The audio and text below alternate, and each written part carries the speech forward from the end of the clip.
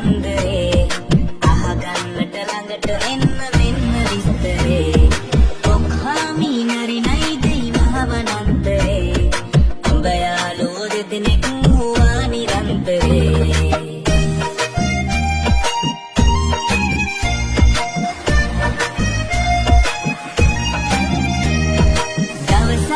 මේ දෙන්න හම්බ උනාලු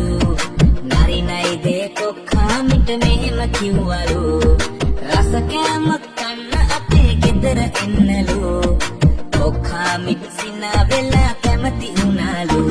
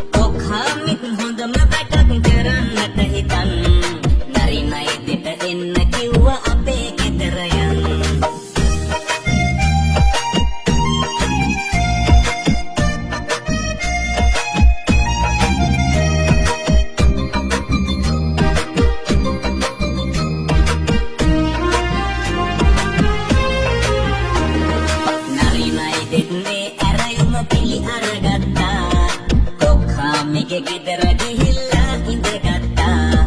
උසබඳුනක කෑම බෙදා කොක්හාමි ඇත්තා නරි නයිදට දීලා හිනා උනා බිරිත්තා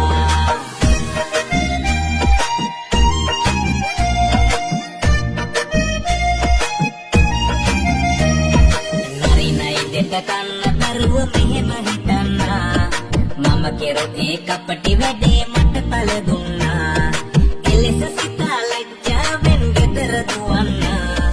කපටි කමක් කෙරුවොත් මිතුරනි පළ දෙන්නා